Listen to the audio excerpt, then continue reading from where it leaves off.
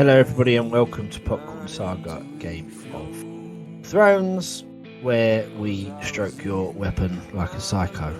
I just made that up on the spot, freestyling. Right, episode 2 of season 3, Dark Wings, Dark Words, and it premiered in 2013, April the 7th. Ooh! Wow. Wow. Right, the plot. Sansa says too much. Shay asks Tyrion for a favour and gets proper jealous about shit that was before her. And Jaime finds a way to pass time.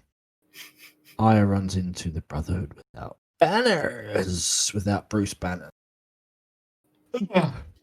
Hayden. So Beyond the Wall. I suppose the only bit I really took from Beyond the Wall, apart from Jon sort of hanging out with Mance Rayder, was Ygritte you never heard of a warg? Yeah, basically, yeah. And Jon's face is like, all right, shut up. Isn't it? Like what? Like every other person is one of those that beyond the wall. Right? They seem to have everything magical, don't they? Like they have giants and all sorts. Yeah.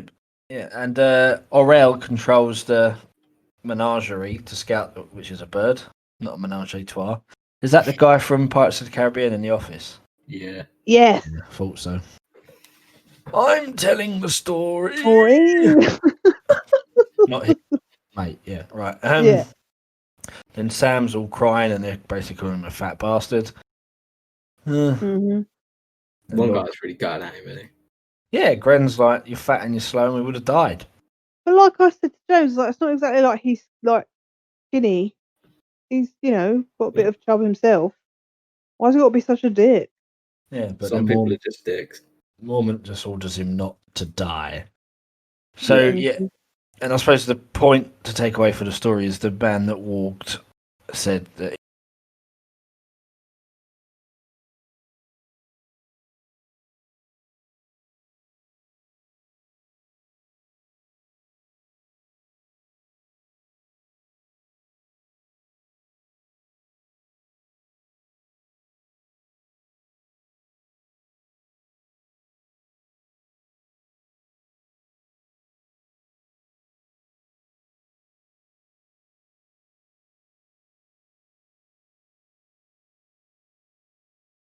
you can see loads of dead crew. Episode one of season. I don't think they were in the last episode. No. So yeah. So in the 9 months between seasons, his balls have dropped and he went through puberty. Yeah. Because you can still tell it's him, but yeah, I thought that he's aged. Like really, it just seems really quickly. But yeah. But in terms of the story now, I suppose there were 2.5 years since. Maybe could be wrong. Probably we should find that out. Time has passed. Yeah. I think it's been about a year-ish, maybe. Well, I don't know. Well, Jaime said he's been walking in those boots for a year, so he's been captured for a year, maybe. I don't know. Time flies when you're in Westeros.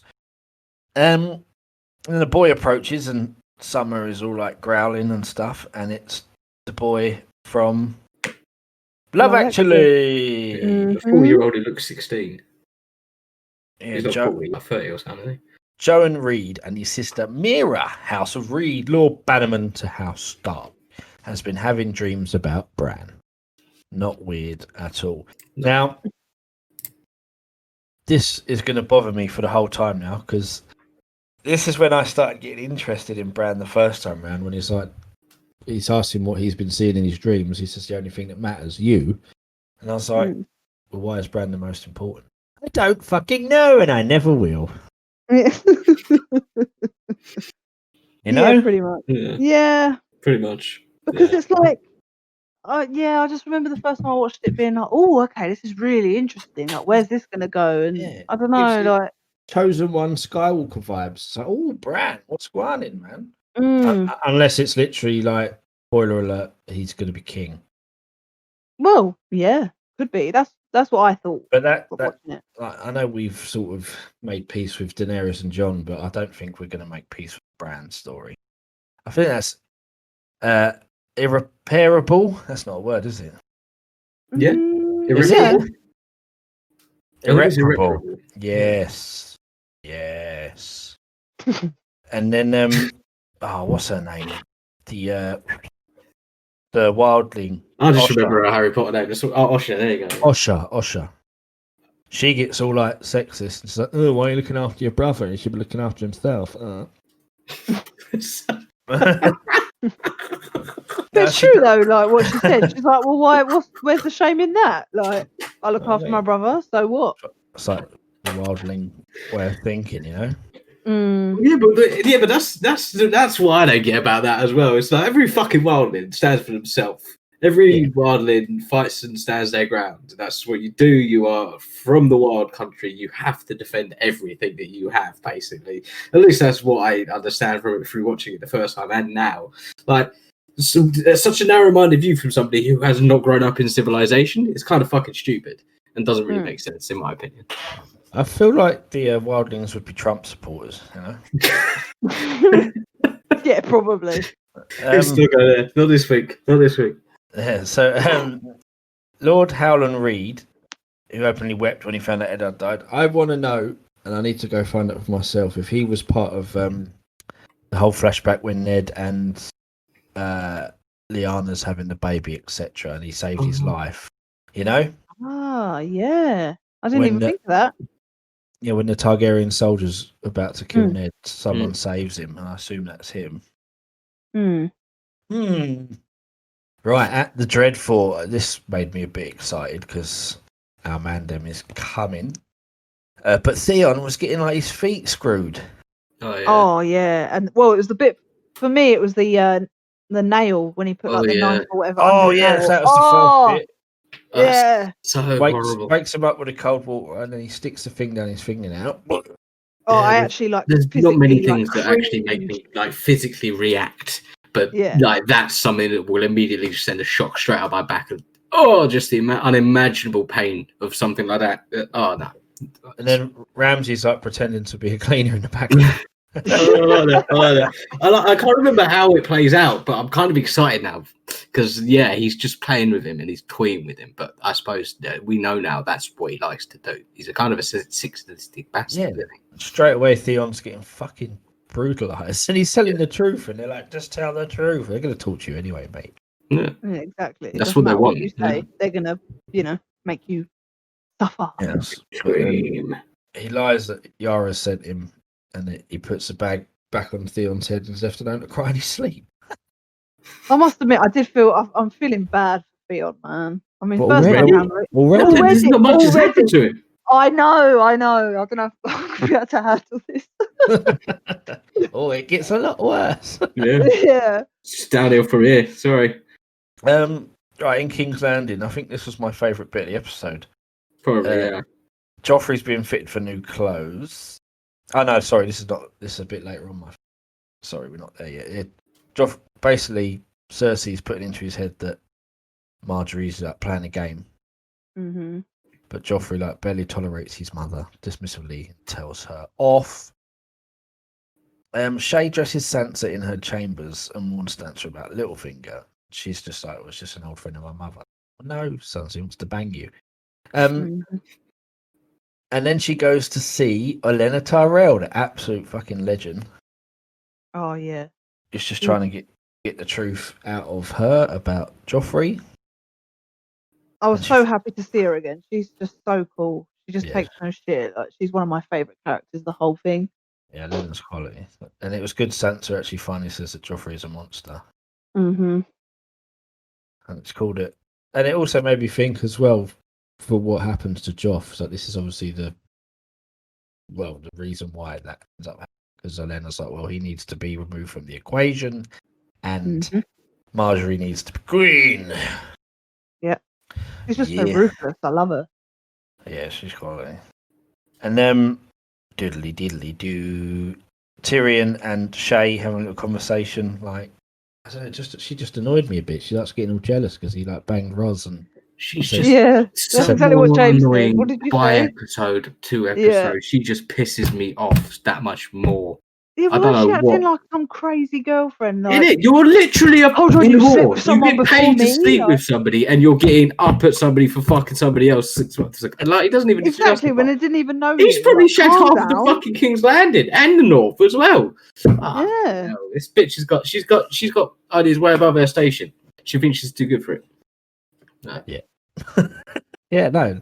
Tyrion sort of tries to get out of it, but yeah, then they start fucking. I Anyway. don't. I kind of didn't like that. Like, I kind of feel like even though Tyrion, like, obviously he's in love with her and that, like, he kind of like he just withdrew within himself as soon as she started going at him, and rather than challenging it. That's what he's always done all the way throughout. At least the first 2 series we've had so far, anyway. As well, is he believes what he believes and he has his view on things. Whereas there, he was just letting her go, and it's like, would Tyrion do that? He's He sort completely of pussy. bitched He's out, completely didn't he? pussy with. Yeah, already. Yeah. That's the idea, I guess, of that story. But yeah, she's fucking annoying. This was my favourite bit. Marjorie's summoned to Joffrey's chambers to see if he needs anything. And he starts intimidating her a little bit, but then she gets the upper hand and talks about Renly avoiding sex. And he's like, that should be banned, punishable by death for being gay. So Joffrey's also a massive homophobe. But then she starts talking about his weapon and plays him, man. It's the first time you see Joffrey, and she's like, "Would you like to see me kill?" He's like, "Yeah," and starts stroking his weapon and playing with a crossbow. And it's all a bit weird, but it's like, yes, Marjorie, you're playing the dirtiest player in the game. He loves it. She is one of the smartest characters, like, in this, like, at the moment. Anyway, she knows how to play the game. I love her. She knows how to play men. I think I'd like to. Well, yeah, knows how to she play knows men. how to play men. And she's playing Cersei as well by like. I think they're playing each other at the moment. You see them both going back and forth with each other, both kind of pushing each other. I don't think anyone's coming out on top of that at the moment. But by getting in with the poor folk, that's her play against Cersei. Yeah, exactly. She saw her one weakness, and that's being a people person. Yeah. But yeah, so the new custom crossbow, he's like, yeah, look, it's easily adjustable. You just play this. Yeah, it's got great graphics, 16 megabytes. And Joffrey offers to take her hunting. She's like, oh, my daddy wouldn't let me go. He's like, he doesn't own you anymore. But yeah, they share excitement in killing something, and Joffrey's probably got like a little murder boner. Yeah. So definitely got a Stebby. Definitely.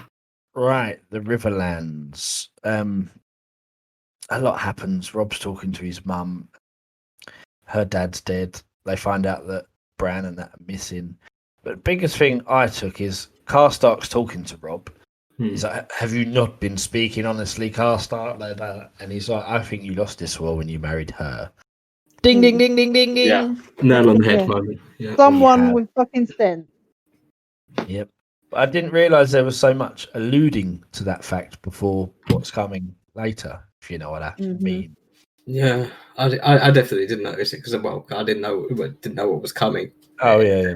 The first time around, no, you don't. Yeah, hindsight's a beautiful thing, and like you're seeing lots of different things playing out in different ways. Like, see with the Shay relationship as well as this.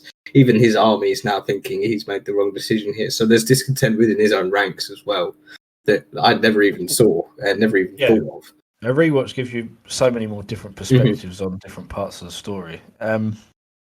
What else happens there? He leaves Roose Bolton in charge while he goes off to the funeral. Which, I mean, I think, so what's coming next is that dude when he keeps firing the arrow at the boat and misses. Do you remember that? No, I don't. Oh, it's fucking hilarious. It's like the most, not the funniest bit of Game of Thrones, but it just, I don't know, it seems so out of place in this world. It's hilarious.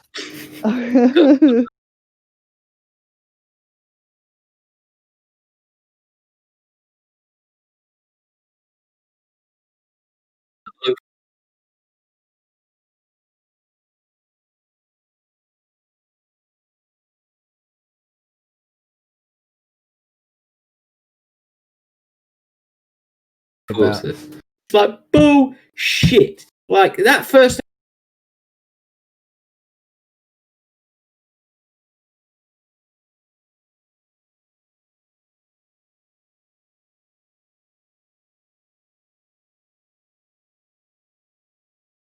episode, the only episode where any moment where she ever second guessed that or ever even thought to actually try and follow through with that. I feel like she's just making the whole thing about herself. She's like blaming all that. Exactly. For the Yeah. war. So yeah.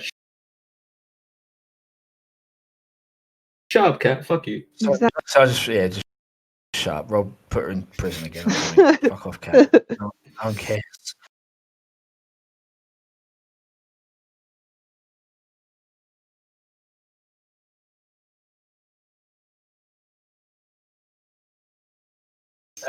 From thought of is basically Gendry's giving her shit about you would have killed 3 people. You could have killed Joffrey and Tywin Lannister, and that ended the war.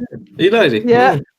Which is so true, but then she's right. She's like, well, he set us free. He got us out of there. So yeah, someone on the internet must have been saying that shit. Yeah. There's probably just a bit of hindsight left over from the writers' room, and they were like, "Oh, we could have done this. Oh no, we can't. We need like 7 more seasons. Can't do that." Okay, and then also there's more foreshadowing. I'm not sure if you're aware of this. When the brothers without banners turn up, I noticed this before reading Game of Thrones wiki. He's singing "The Rains of Castamere," which is the song played before a certain wedding, which means bad things. Oh.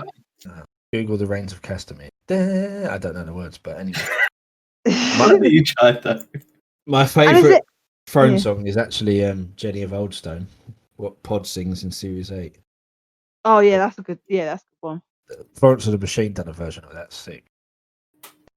I have a question as well. Is there another part of is this a foreshadowing or not, where the dude says to Arya, "Oh, you're a dangerous girl." Now, is he just taking the piss, or he's just taking the piss? He has no idea who she is. Yeah, no idea. No.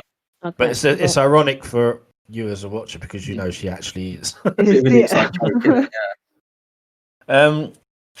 Right. So Thoros is quite key throughout, isn't he? He lasts till season 7.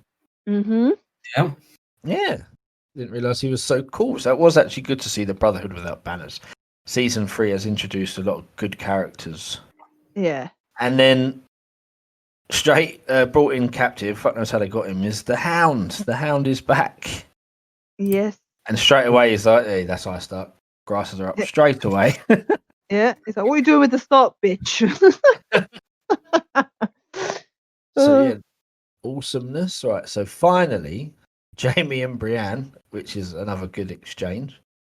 The way he's slagging off Gendry. What does he say, James? Something about when he's doing about Renly, and he's like about it's a shame that throne wasn't made of cocks, otherwise he would have never got off of it. And that pisses her off. But he's not. The thing is, he's not lying. Gendry wasn't ashamed of being gay, but I think because she fancied him a bit, she won't have it. No, she's a bit homophobic as well. Yeah, exactly. She wants Joffrey to be king so she can outlaw homosexuality. Yeah, I'm only joking, but Brienne doesn't like gays. All right. Then how does he escape? He kind of like shoulders into her and steals her second sword. Why? Why somebody needs 2 swords? Jamie says that as well. Yeah, exactly. I was thinking that, and then he said it. It was magical. It's why I love Jamie again. Yeah, he literally just comments on exactly what's going through my head. And when he's having a piss as well, I was like, is she gonna look? She wants to. Exactly what I was thinking. She's getting the better of him in the fight. Yeah, she's holding her own, definitely. But she's not going to kill him. If anything, I think she's holding back. Maybe Jamie's just a bit rusty. I think Jamie's just kind of messing around with her. I don't think because he's still got his cuffs on and stuff, he's still somewhat incapacitated. I don't think he's ever seriously thinking he's going to win it. I think he's just trying to rile her up enough so he can get away.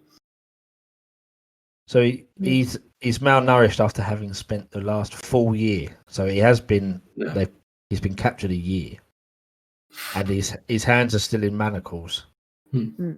Okay, so that's why she gets the better of him. And then who turns up but people from the Dreadfort, the Boltons. A man by the name of Locke, not the good John Locke from Lost, unfortunately.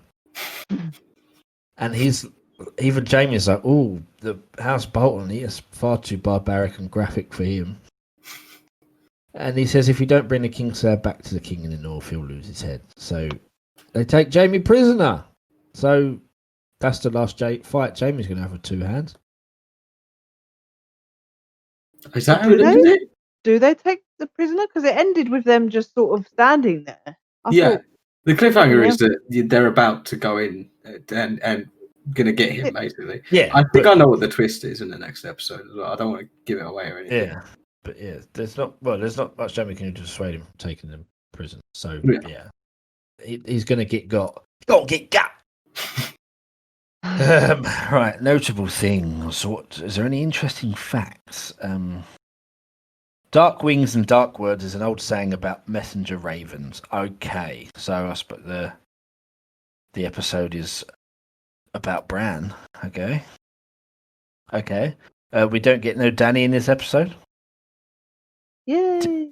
Woo woo woo! I'd rather Danny than Bran. Memorable quotes. Mance Raider, do you know what it takes to unite 90 clans, half of whom want to massacre the other half? Blah, blah, blah, blah.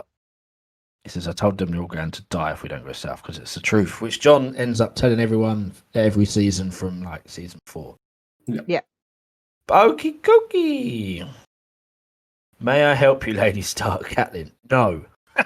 Shut up, Cat. Right then, so, Tiff, do you have any pornage, gorage, and hodorage? No porn. And yeah, the only sort of gore was poor old Theon being tortured. Oh god, yeah, and that was more like cringeworthy, like yeah, that was just like, oh, this is difficult to watch, Yeah, but that was it. No porn. No porn at all. Just no boobies. It's slowing down, but they're introducing some good characters. James, I feel like you want to talk about something. Talk to me about it. I don't know if I want to, but I kind of feel compelled. Okay. Compel yourself. It's so painful to watch everything that's going on with Bran right now. For me. Bran. Yeah. Yeah. It's I won't say a terrible story. It's a boring story. It leads nowhere. Mm-hmm. It only serves to get Bran where he needs to be at the end, but it's 6 series of getting him to the end.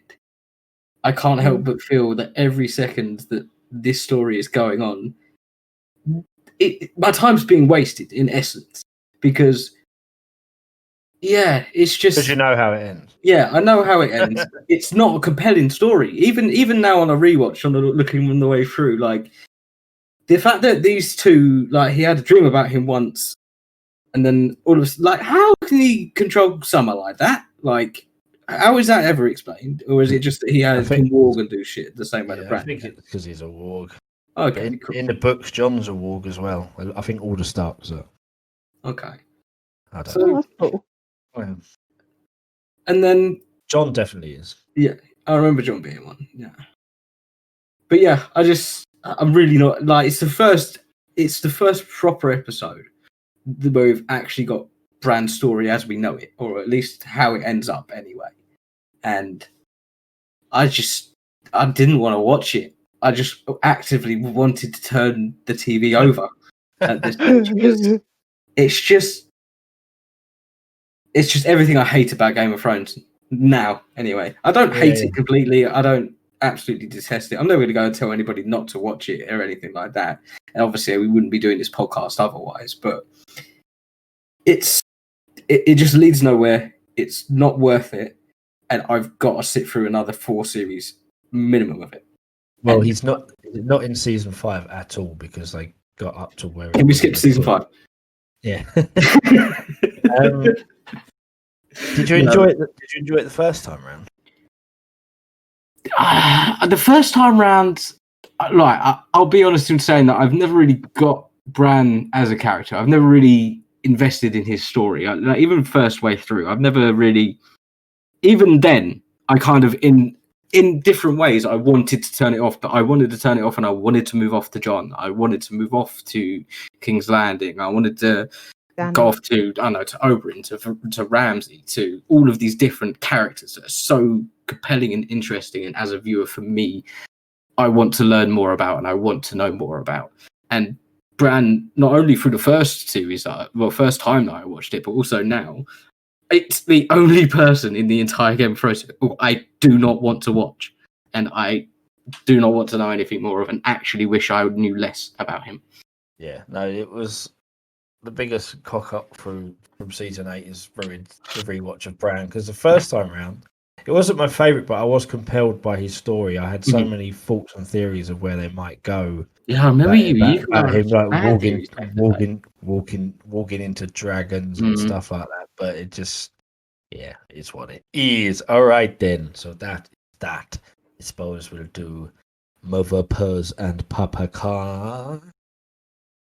We went first last week. I have no idea. I can't even remember. I feel like I went middle. I'll go first. Yeah, I think I went first. So yeah, go. Right. Cool. So we'll switch. Tiff can go last. Yeah. So I'm just going to pull up the scores. Even though I know what my score is, I need to know the title for it anyway. I know who my MVP is as well. Thoros,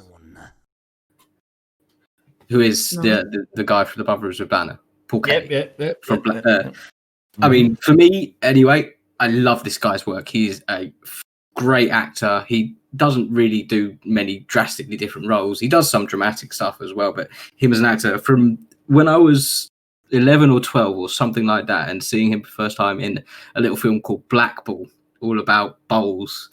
If anybody watches that, it's fantastic. If you haven't watched it, just go and watch it. It's really funny. But this guy is a phenomenal actor, and he plays roles really well. And as we say, like, this is the start of a great journey for him as well. He's involved throughout various other seasons as well. And he just makes you laugh when he's on screen. I think we've missed that for 2 and a bit seasons. Even Tyrion in lots of ways hasn't been that laugh out loud funny. There was 2 moments that I actually laughed out loud in this episode. One of them was from Jamie with if he was made of cocks, he'd sit on it all day. Actually laughed out loud with that. And the other one was when he was talking to the Hound, and he was just like, oh, what was it? What are you doing here? And it's like, I'm just getting drunk and talking shit as always, basically. It actually made me laugh. So he gets my MVP just purely for making me laugh, Thoros. And because it had him, the Brothers Without Banners, it had a bit more depth on the King's Landing and stuff. It's gone up a bit from last week. It's a 5 this week. It's what do we have on a 5? It's okay. It's okay for me this week. It's a little bit better than last week. It's more interesting, as you say. It gives you characters that you're looking forward to. It starts off little journeys that you are looking forward to. It starts off one story that I'm really not looking forward to. But yeah, it's okay for me. Okay then. My MVP is Margery. Margery again. Just stroking Joffrey's weapon was favourite part of the episode. I don't know. And it's quite fresh in my mind, but I feel like it's a bit meh. Yeah, I'll give you that. Again, like episode 3, I enjoyed some character moments and where we're going and that, but I don't know, it seemed to go quick and feel like not a lot happened. I mean, I'm missing some porn and some gore and some I'm like 4.5 between met and okay. Yeah. Okay. I think that's my lowest score, isn't it? Maybe. Yeah, it's all right. Yeah. Who's the MVP again, sorry? Margery. There you go. Margery. Okay, right. I'm gonna go. So my MVP is Olenna. Is that how you say it? Lena? I was just so yeah, she's badass. And she's cool. And I was really excited to see her again, and I'm really excited to see where she goes. I know we all know where that ends up, but she's just awesome. And yeah, I just love how clever she is, but she's also nice with it. Like, she's ruthless and she's clever and she knows how to play these games and survive. But she also seems like just a nice. Like, she's not vindictive with it. She's not vindictive or evil, or she doesn't want to harm anybody. Like, she just cares about her family, and I think. And she likes cheese. And she likes cheese and lemon cakes, and who doesn't like lemon cakes? So Yeah, she's my MVP. And popcorns, I'm actually going to go with a 7. I thought it was good. I liked it. Cool. I was really excited to see Ramsey. Can't wait to see where that goes. He is just so awesome. Yeah, I liked obviously the Brotherhood of what was it? Brotherhood Without Banners. That really excited to see them again. I completely forgot about them and forgot they came in it this early. I even didn't mind the Catelyn story when she was talking about John. I quite enjoyed it. I don't know why. I just So yeah, I was gonna give it a 7. I like it. I feel like it's starting to like pick up the pace. And, oh yeah, definitely. It's definitely picking up the pace. Yeah. Yeah. So there you go. 7 popcorns. I feel like I don't want it to be a slow. Well, not season 2 remained slow, but it was a very slow burn to one big moment. But there is bigger moments in season 3 that we are going to get, and I'm scared about. So that's a 5.5, but we need to decide on there can only be one MVP. So there's a Thoros, a Margery, and an Olenna. So out of Thoros and Olenna, I would probably go. I did like Olenna, but I think Thoros did more. So I think he's more worthy. I'll go Thoros. And then mine's between Olenna and Margery. Yep. I've got Olenna. Okay. So then, I'd go Thoros because he was my second choice. So yeah. Okay, yeah. So Thoros is the MVP then. But if you'd have said Margery, they'd have all been on 2 each. I don't know. Too much maths. So that's it. Thoros is the MVP. It's 5.5 popcorn. Go and watch that episode. Next is Walk of Punishment, the 3rd episode of the 3rd season. Tyrion gets new responsibilities. Jon is taken to the Fist of the First Men. Dany meets with the Slavers. Yeah, cool beans. Yeah, man. Right, so I'm excited to see the dragons again. Yeah, go on the dragons. I'm off to go hunting with Joffrey. I'm off to go get pissed and chat shit as always. I'm gonna go find it out.